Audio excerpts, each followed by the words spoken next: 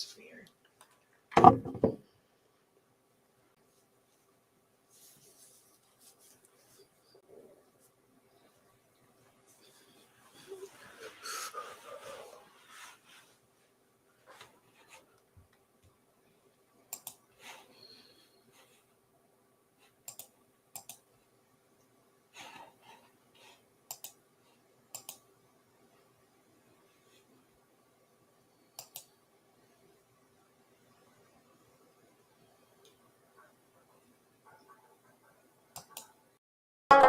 Her marriage itself was orchestrated in the heavens above. Born from an affluent family, she sprouted from greatness. She was known for her generosity, spirituality, kindness, and devotion. Unmatched, which is why it was important that she be married to the Prophet Muhammad, peace and blessings be upon him. Although she was short in stature, the Prophet himself said amongst the mother of the believers she would meet him first who had the longest arms, which spoke volumes in regards to her generosity. Her name was Zaynab Bint Jahsh. Join host lailanasheeba on another exciting installment in the Heroines of Islam series, every Monday and Wednesday 9 p.m. Eastern, 8 p.m. Central, right here on Sunnah Followers.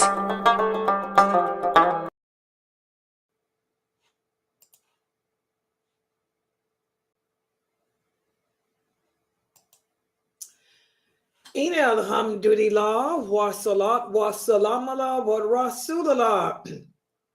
Welcome to our series that's become quite popular lately. This is our series on the heroines of Islam. And in this series, what I'm doing is taking you on a journey into the lives of the female companions of the Prophet sallallahu alaihi wasallam. And we always begin with the stories of his wives, because after all, they were his wives and they are the mothers of the believers. Okay. And we talked about the story of Khadija, radiallahu anha. And we talked about how her marriage to the Prophet was as perfect as it'll ever get. Won't get no better than that. Then we did the story of Sauda, the story of sacrifice for Allah. Then the story of Aisha, radiallahu anha, the story of love and how relationships, are a push and pull when there's passionate love involved.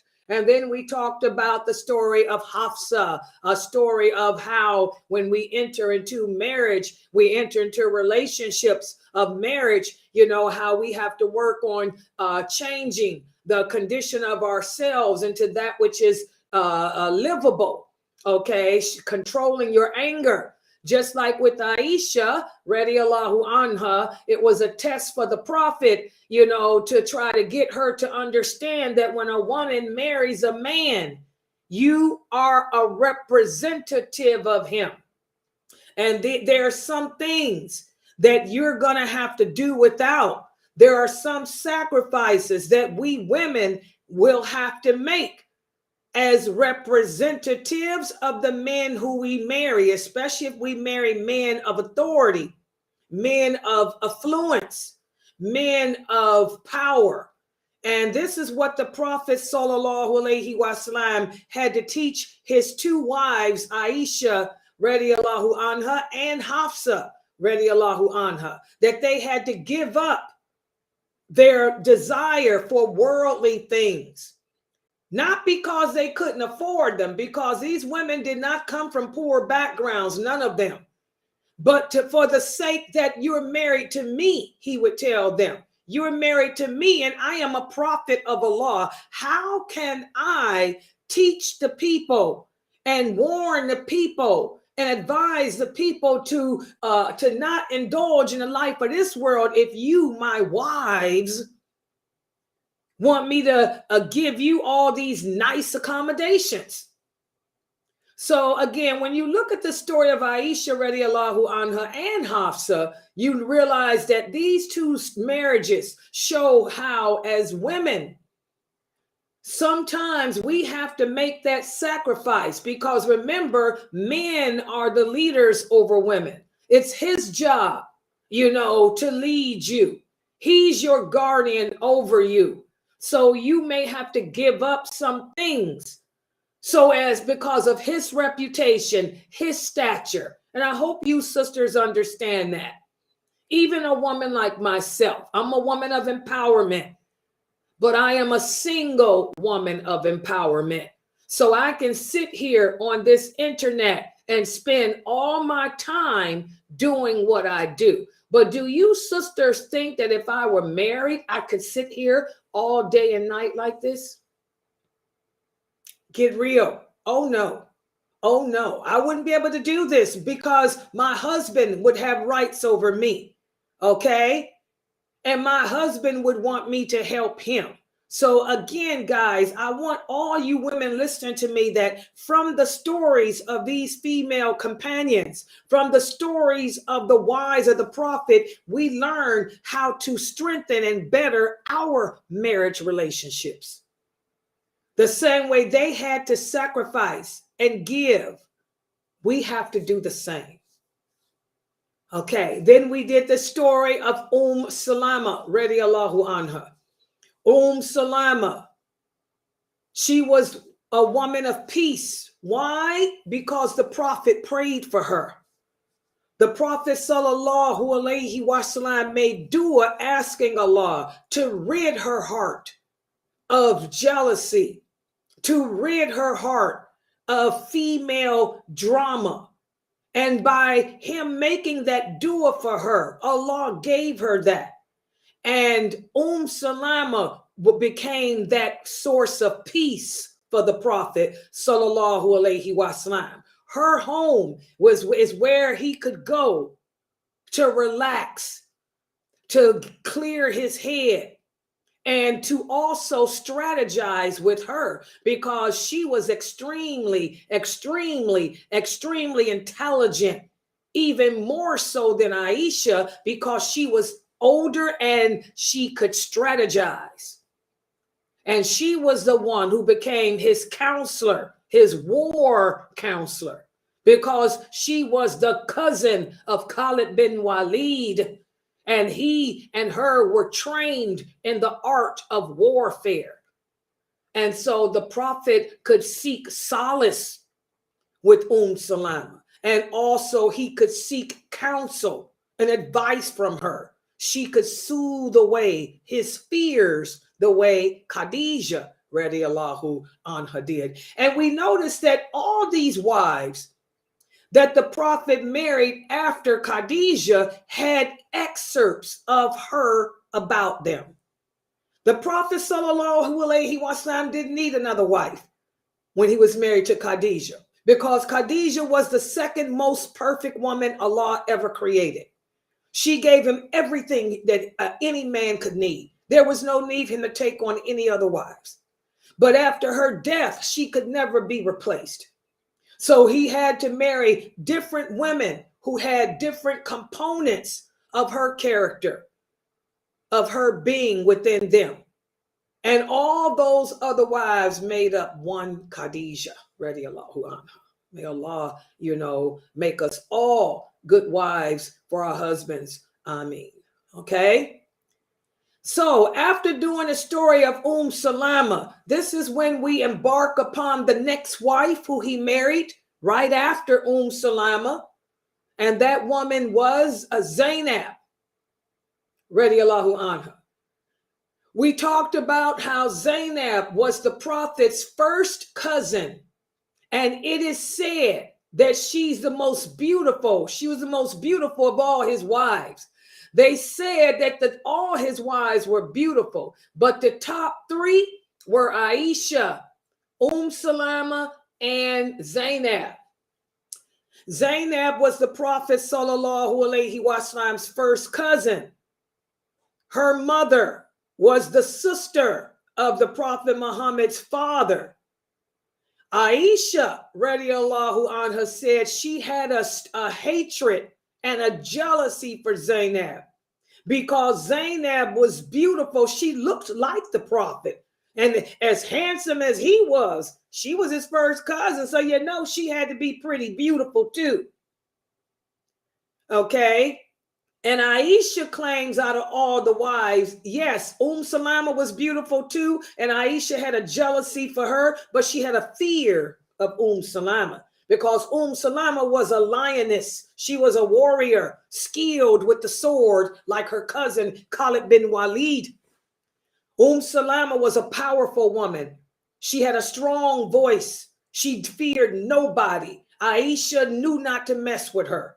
When he married Salama, the first thing she did was march to Aisha's house, knock on her door, and say, I heard you are the little girl who likes to keep drama going.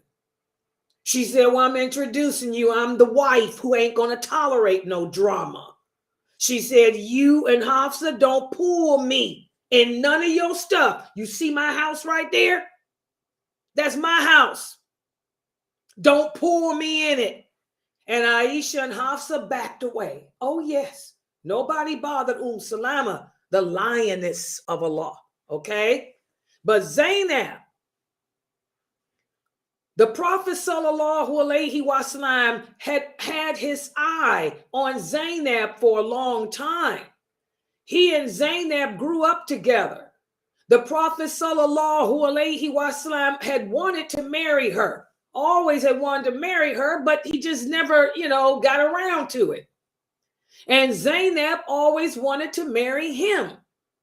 So Zaynab remained a virgin because her family had already decided that the man who would marry her was Muhammad ibn Abdullah, sallallahu alaihi wasallam. So she saved herself for him and patiently waited for him to come with a proposal for her. And we talked about how one day the Prophet did come with the proposal. Her family was so excited because they thought, finally, we can get these two married.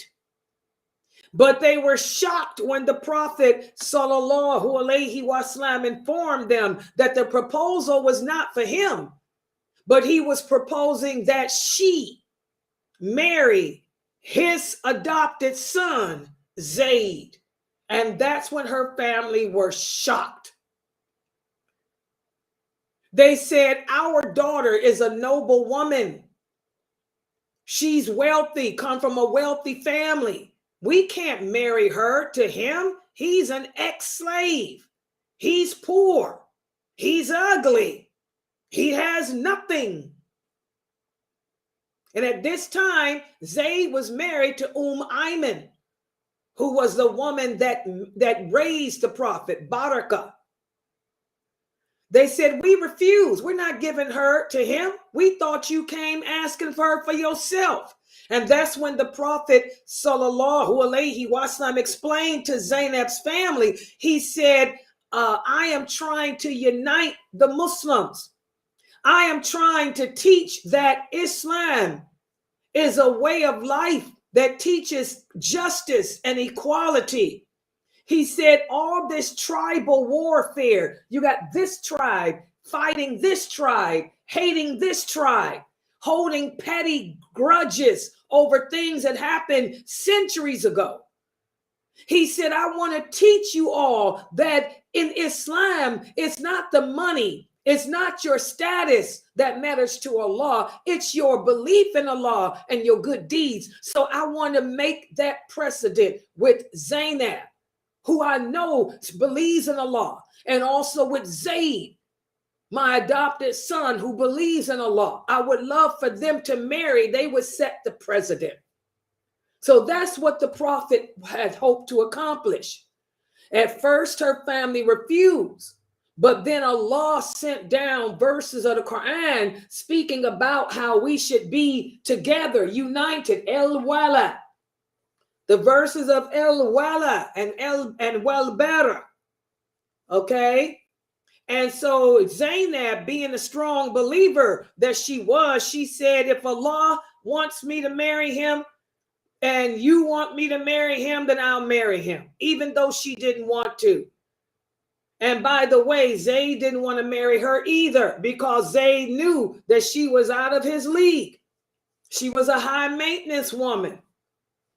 And Zayd was a poor man, but they both married, for the sake of Allah. And that's an example of how sometimes we find ourselves in situations where we do things for the sake of Allah. It's not personal, it's what Allah wants. So they made that sacrifice and married. And it was a marriage of nothing. They hated each other. They could not get along. They used to argue. They would say hurtful things to each other. Zaynab could not accept the fact that he was a slave, an ex-slave. Plus, she thought he was extremely unattractive. And he couldn't stand the fact that Zaynab was conceited and arrogant and pompous. Zaynab told the Prophet he is not his religion. He's a good Muslim. He's religious. She said, but I can't stand him. Okay, and Zayd would go and complain to the Prophet, "Oh, Prophet of Allah, she's a good woman, a religious woman. She loves Allah, but I can't stand her." The Prophet would tell them both, stay together. Just stay married. Try to work it out, because you two are setting a precedent for the rest of the Muslims, who are the people who are converting. That marriage lasted less than a year. Finally, Zayd couldn't take it no more. So he told Zaynab, I divorce you. He gave her the words of divorce, and the Prophet didn't know it. But that day that Zayd gave Zaynab the words of divorce, Allah sent a revelation to the Prophet, sallallahu alaihi wasallam. Allah came and revealed to the Prophet in a dream through the angel Jibril. He said, Zayd has divorced his wife Zaynab. So now I command you to marry her. Because Allah knew that the Prophet Muhammad sallallahu alaihi wasallam had originally wanted to marry her himself. But our Prophet made that sacrifice for the deen. Okay, to try to set a precedent, with his followers. And that's where we stopped off the last time we met. The Prophet sallallahu alaihi wasallam woke up from his dream shaking. And whose house was he at when he had this dream? He was at Salama's house. And he woke up shaking because, my goodness, how can I marry her? He was thinking. How can I marry her even though she's divorced when Zayd is my adopted son? It's haram to marry your son's ex-wife. So this is the dilemma that the Prophet found himself in. And even though Allah had revealed to him that he is now to be married to Zaynab, the Prophet didn't tell anyone, because he was like, what? Zayd is my son. So what happened? Let's put the PowerPoint up on the screen and take a look and see. Okay.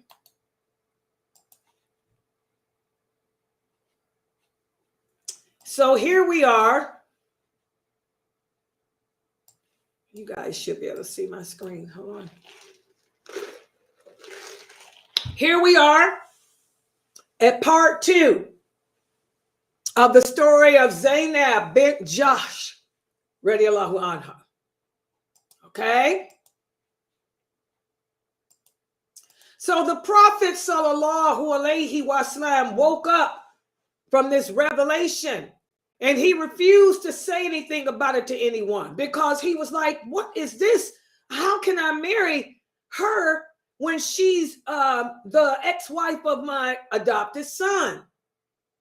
This is when Allah sent down the revelation outlawing adoption. We have to understand, guys, we talked about this in our class yesterday. Before the advent of Islam, the Arabs used to adopt children. And after adopting them, that child would possess the same rights and authority as their real children, despite not being so. Even though there was no blood tie, this child would be called by the father's name. This child would also have the same rights to inheritance and marriage.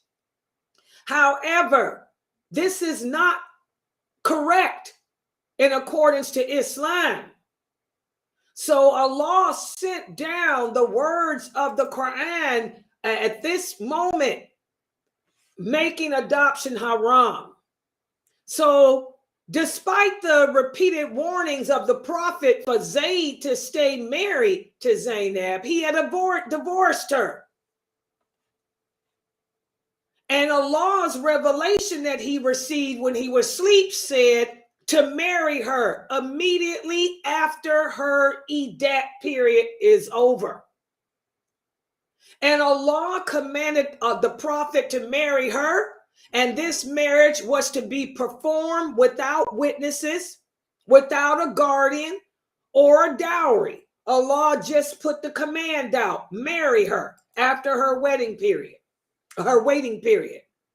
So again, the Prophet ﷺ kept this to himself because he was worried about what would his followers say. What would the hypocrites say?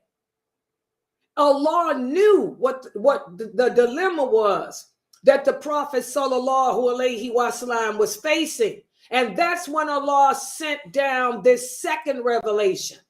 Allah sent down the words where he says in the interpretation of the meaning, behold, you did say to one who had received the grace of Allah and your favor, keep her in marriage and fear Allah. But you hid in your heart that which Allah is about to make manifest. You fear the people, but instead you should fear me, Allah. And after Zayd has dissolved his marriage to her, we join her in marriage to you, so that in the future there will be no difficulty to the believers in regards to marriage with the wife of their adopted sons. So here you can see Allah let it be known in his second revelation. I have already married you to her, Muhammad. I know what you want in your heart. Don't worry. I have outlawed adoption. Adoption is bad. Adoption is dirty. It's not clean. You will set the precedence, just like you married her to Zayd to set the precedence that social status is of no value in Islam. You are now going to set the precedence that neither is adoption. Adoption doesn't exist no more. It's outlawed. So when Allah sent those verses down, the Prophet then announced what Allah had said. So here we can see this verse clearly states three things. Number one, from what happened here, we can see that the Prophet Muhammad ﷺ did his best to try to help Zayd and encourage Zayd to continue his marriage to Zaynab. He kept telling him over and over again to stick it out with her, but it just didn't work. Also, we see that even though Allah had told him that he was to marry Zaynab after her waiting period, the Prophet was worried about what people would say because of the adoption. Okay, which shows how caring our Prophet was. And then after Zayd had separated from his wife, Allah knew that the Prophet Muhammad ﷺ wanted to marry Zaynab. So Allah let it be known, you can marry her. And not only can you, but I'm marrying you to her. So that verse of the Quran is very important. It was a pivotal moment in our history. A pivotal moment in our history. And another pivotal moment occurred after their wedding. We'll talk about that next week. But this was a pivotal moment. Adoption was outlawed. Just like after the Battle of Uhud, Allah outlawed intoxicants, alcohol. Well, here we can see Allah is outlawing adoption. Okay? So what was the reaction? When the Prophet sallallahu alaihi wasallam announced to the people after Zaynab's waiting period had passed, when the Prophet announced to the people that Zaynab was now his wife, of course, the people began to gossip. The enemies, the hypocrites began to slander him. In fact, some of the hypocrites said, look at Muhammad. Even though he knows that the wife of the son is forbidden for the father to marry, he has already married the wife of his own son. And when the people said that, that's when Allah sent down another verse. Allah sent down this third pivotal verse. He said, Muhammad, sallallahu alaihi wasallam, is not the father of any of your men. Instead, he is the messenger of Allah, and he is the seal of the prophets, and Allah has knowledge of all things. So Allah spoke up, and he spoke out to the slander that the hypocrites came up, letting it be known he ain't nobody's father. He ain't got no sons. All his sons died. Okay? Zayd's not his son. So we can see the prophet was smart in keeping this a secret in the beginning, okay? Because had he not, the people would have attacked him and thought he was crazy. But subhanallah, Allah vindicated him and spoke up quick, to let the people know he ain't nobody's father. His sons are all dead, okay? Also, Allah says in the interpretation of the meaning, this is another verse that came down. This is a message sent down from the Lord of the worlds. And if the messenger were to invent anything, any sayings in our name, we should certainly seize him by his hand. And we should certainly then cut off the artery of his heart. Nor could any of you withhold him from our wrath. This is a message from Allah. So here, this whole incident proved to the unbelievers that the Quran, the Prophet Muhammad wasn't making up anything. The Quran is truly the words of Allah. The Prophet Muhammad couldn't read or write. We know that. So he didn't write nothing. And those were not his words. A lot of people converted to Islam. A lot of the unbelievers converted when these verses came down because they got to see his Lord is the Lord. His Lord is speaking.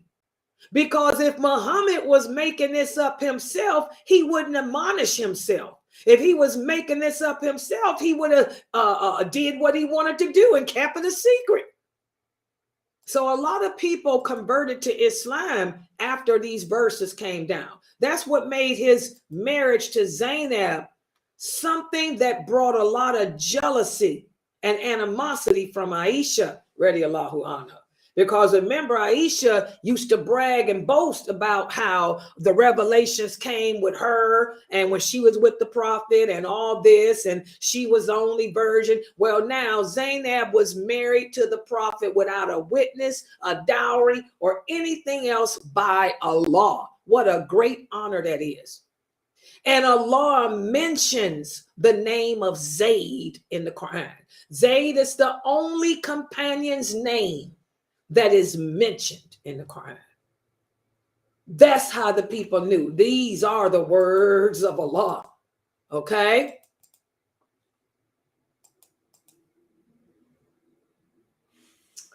So all this proved to the people that the Prophet Muhammad sallallahu alaihi wasallam wasn't making up anything. He wasn't just speaking out of his own desires or any of that, that indeed the Lord of the worlds was the one sending the revelations to him. And Aisha radiallahu anha tells us how this was a difficult time for the Prophet. In fact, she tells us in an authentic hadith, she said, if the Prophet would have hidden anything about the revelation that came to him, it would have been the verse about this marriage, because this marriage brought so much turmoil upon him. It was the proof that he didn't hide nothing of the revelations, and that the Quran was revealed strictly by Allah. Okay?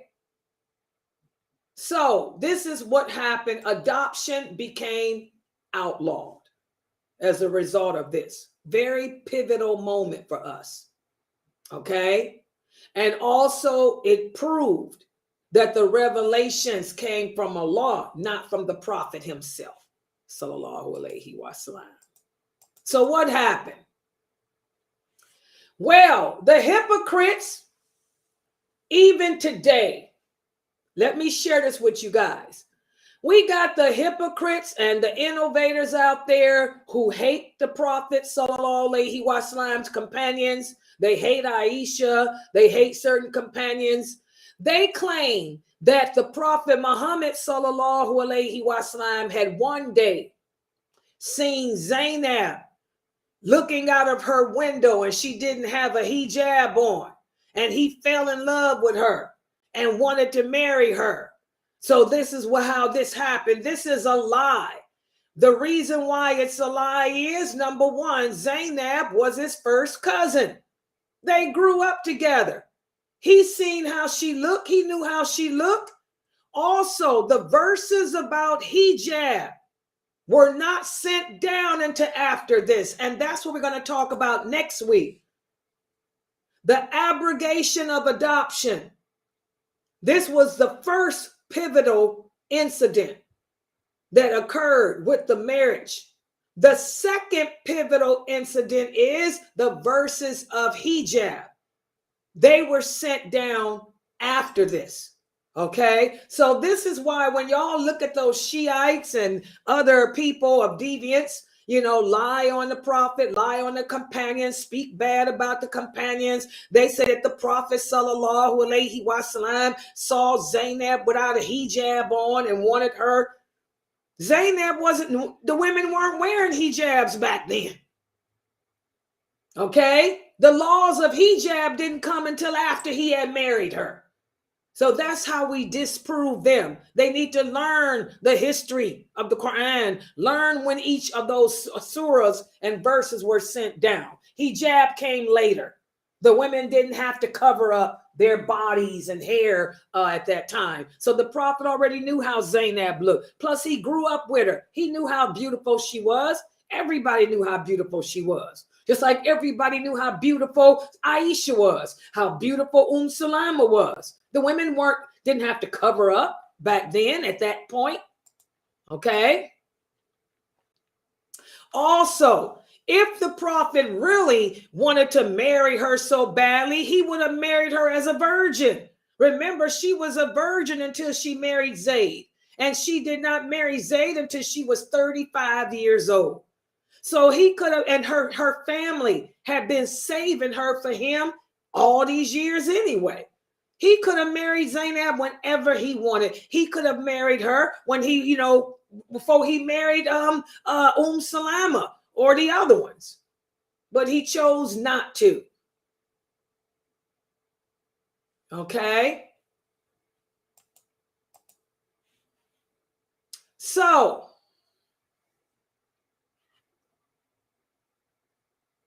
the marriage to the Prophet Muhammad sallallahu alaihi wasallam and to Zaynab came from Allah. Allah was the one that married them together, and this is something that Aisha radiallahu anha held over Zaynab's head, you know, for years.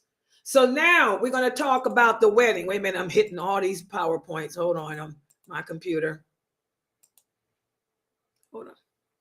The wedding.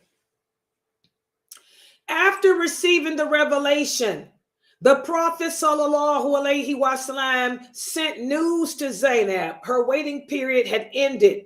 That's when he sent the news to her, letting her know that she and he had been married together by Allah. Some of the hadiths say that he sent the news to Zaynab through a servant named Selma. And there's other hadiths that say that it was Zayd. Zayd went and shared the news with Zaynab. But anyway, whichever ones are correct, Zaynab, when she heard the news that she was married to the Prophet by Allah, she was extremely happy because remember, she had been waiting all these years to be married to him anyway. She was so happy that she took all the jewelry that she was wearing and gave it to the person who brought her the news. And she swore an oath. She made an oath that she was going to fast for 2 months. And we'll talk about that next week too. But that's how happy she was. Okay. So they immediately had their wedding feast. And accordingly, when they had their wedding feast, this is when Allah, this is another pivotal moment in the marriage of Zaynab. Allah caused a miracle to happen. What happened was Sulaim, who was Anas ibn Malik's mother. I'm going to do her story for you guys later too. Sulaim, she brought a dish called haste, but she told the Prophet that it was only a little bit. She didn't have enough for everybody, but she knew it was something that he liked. The Prophet told her son, go to so-and-so and tell him to invite everyone he knows to come to this wedding feast. And tell them that they can invite whoever they want to.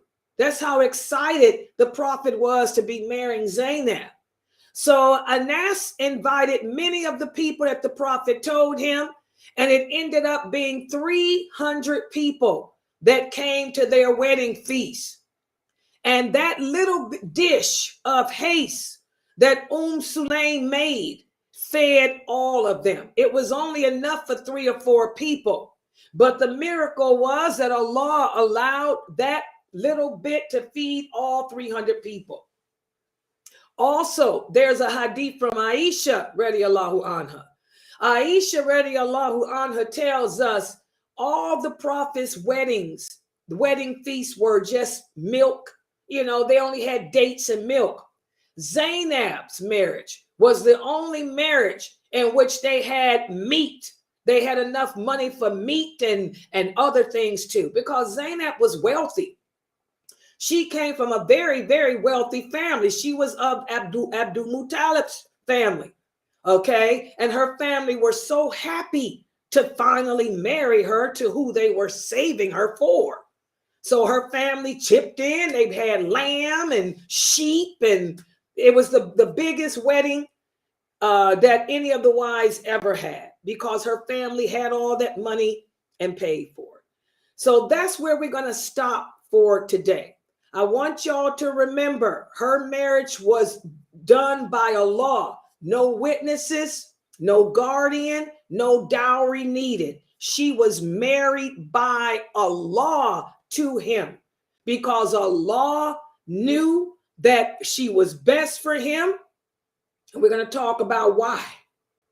Zaynab was a dynamic woman. We're going to talk about why. You can imagine why. She was his first cousin. Half the blood that ran in him ran in her. Okay. So no witnesses, no guardian, just a nice big feast that fed 300 people. But after that wedding feast, other problems began. And Allah sent other pivotal revelations down. The next one being the hijab, as we just hinted on today. All right, so I'm going to stop right here. Any questions on the story of Zaynab? Any questions of this on this, what we talked about today with her story so far? Any questions or comments?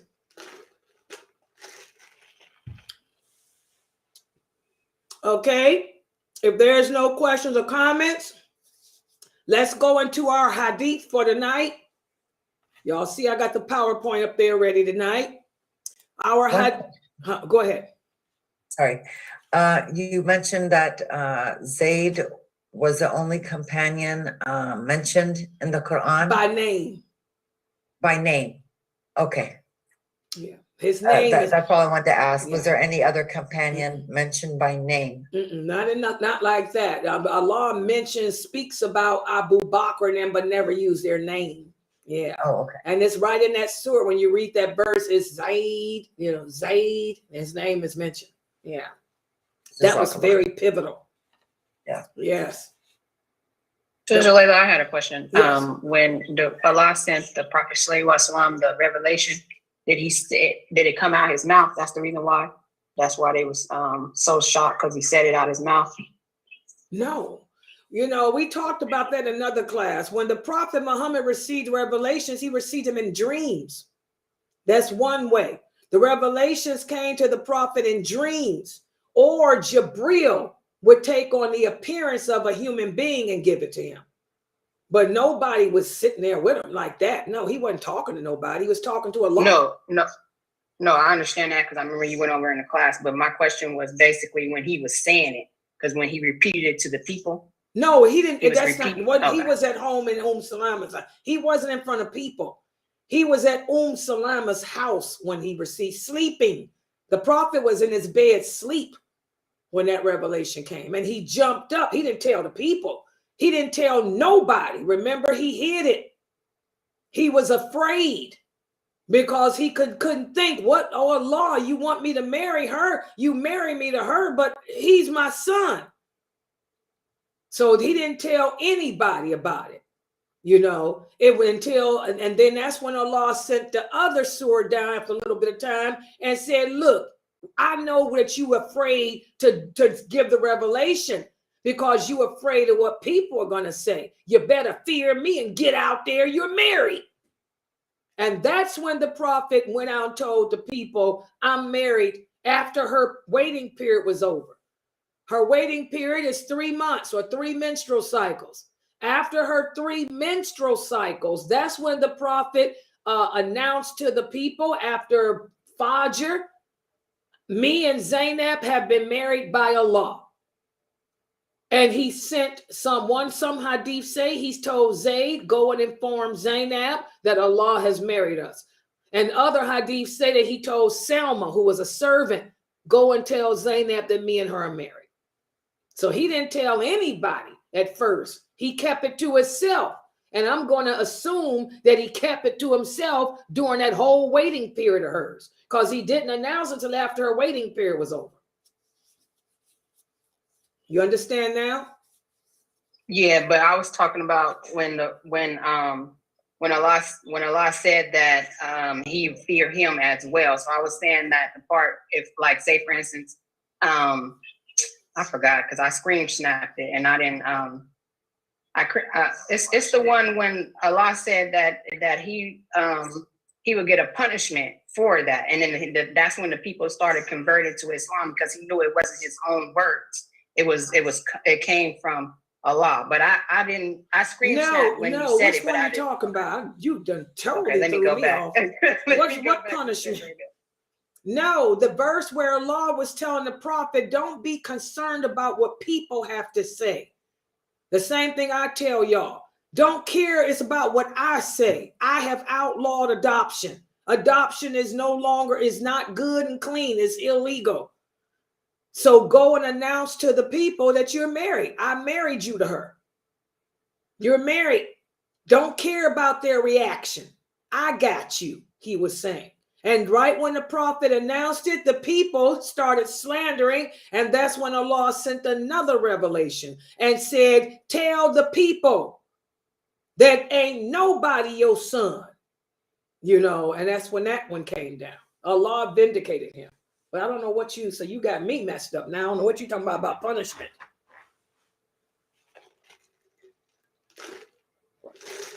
You understand? Does everybody else understand? Yeah, I'm trying to find it.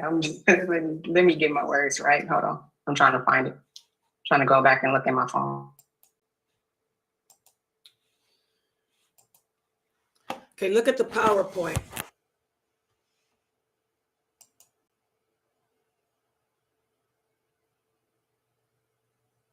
Okay, on the PowerPoint where it says this is message, it was the blue one with the Quran writing on it. Okay, I'm trying to get to it. What's wrong with this stupid thing? Oh, here it is. The one right before, just before that one. Wait a minute. Come on. Come on. Come on. The strength of Okay, these. the last one right there. This is at the a bottom where it says message. Muhammad.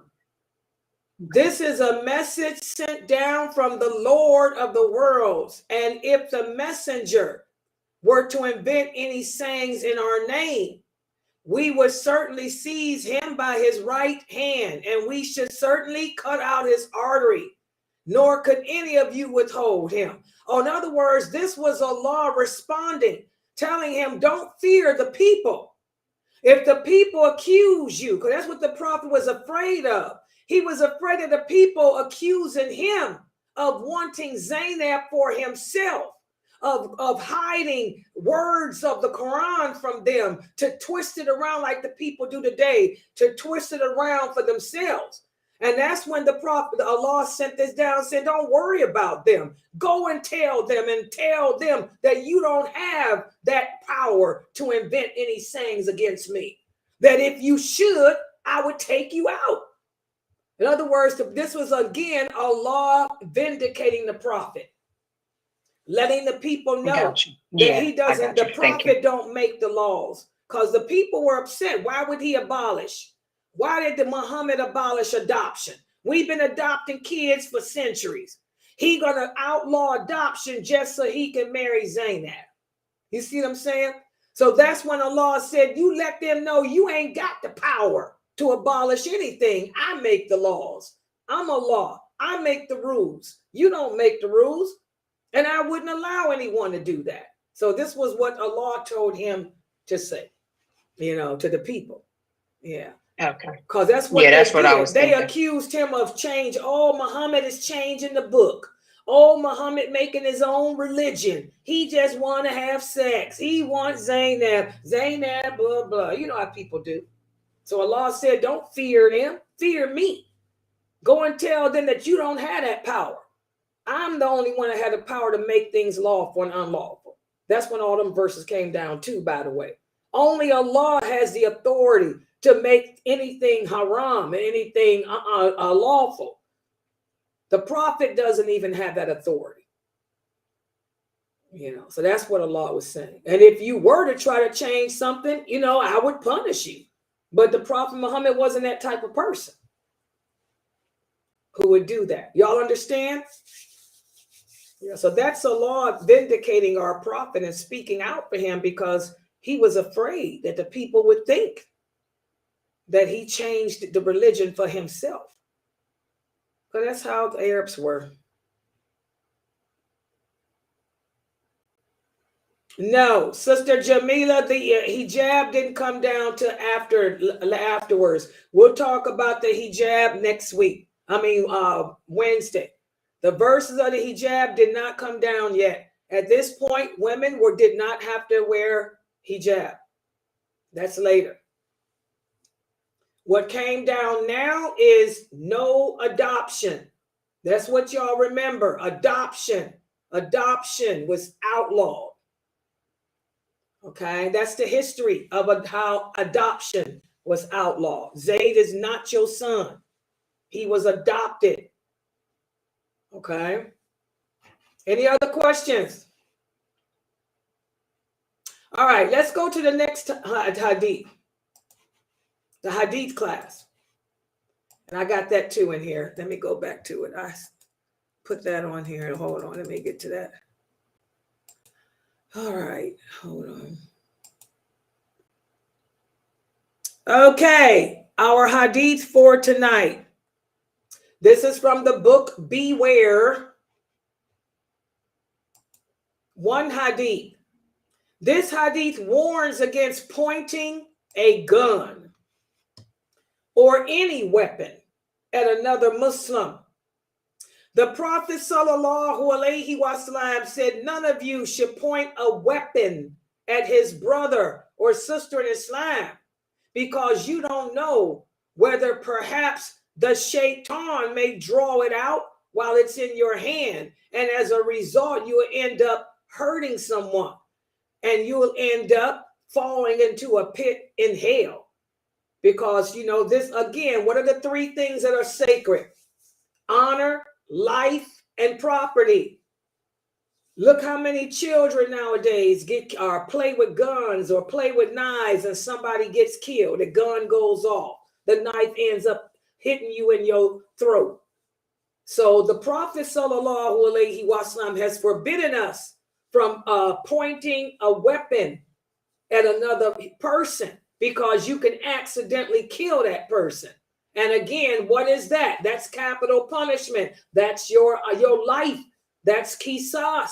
That's an eye for an eye, tooth for a tooth. That's blood money. Okay, that's the hellfire.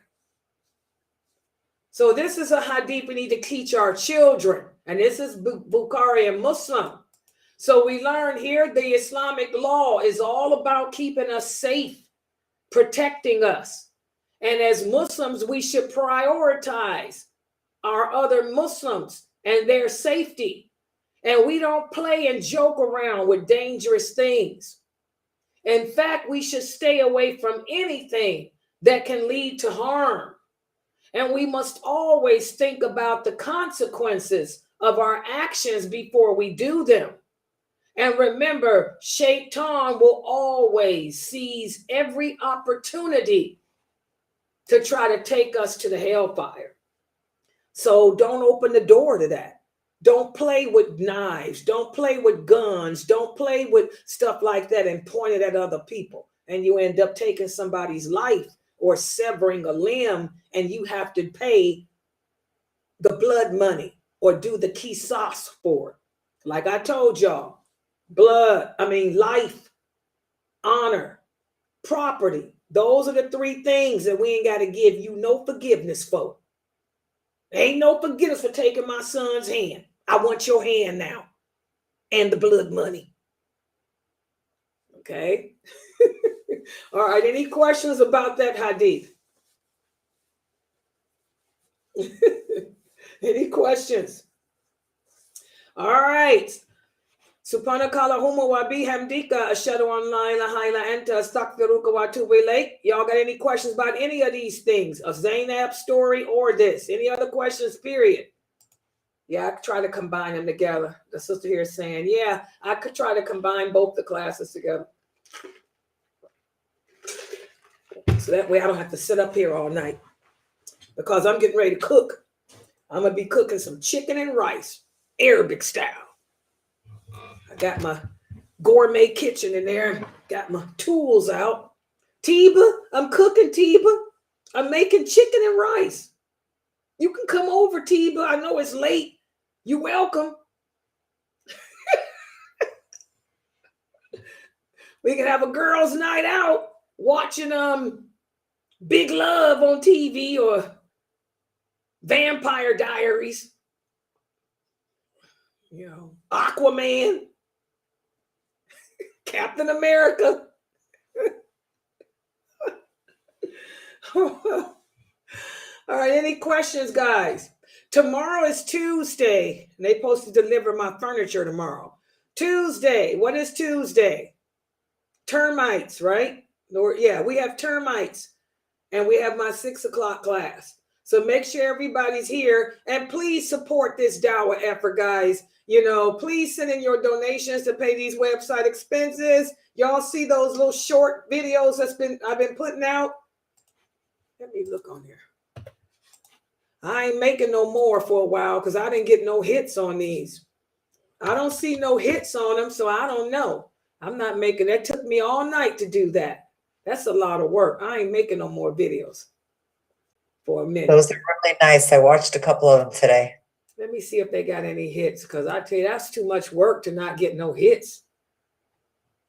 Let me see. Where are they on? Yeah, I ain't making no more for a while.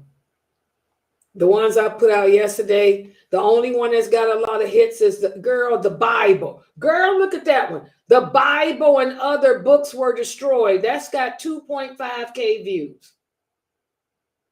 Because, you know, they like that argumentation stuff. That's ridiculous. How to love for the sake of Allah. Why Muslims are not united. That got a lot of views too.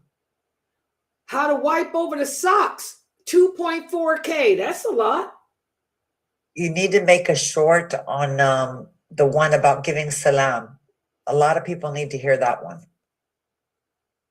Yeah. Oh my. Yeah, you know, they like that sock one. Prayer. I see what the people want. Prayer. They want to hear about women's issues. Because all of them are all the ones about women's stuff, wiping over the socks, the Bible and other books were destroyed. Loving for the sake of Allah, Wallah better. That one got some views. Okay, so that's what I'm saying. I put all them shorts out yesterday so I could see what they like. And you're right, that one would be good. They like this one too. Muslim men are supposed to champion their wives. They like that one too. That one's got a lot of hits too. No need for feminism. That's got a lot of hits. No denying your children. That's got a lot of hits. What we Muslims pledge allegiance to. That got a lot of hits. Oh, a lot of them did get some hits. Yeah. The Bible, they like that debate stuff, man. That's why them brothers waste their time debating so they can get hits with the Kafirs. Now, I bet you there's a bunch of non-Muslims that done commented. Ain't nobody got time for that. All right, any other questions or comments, guys? Make sure everybody is here at 6 o'clock tomorrow.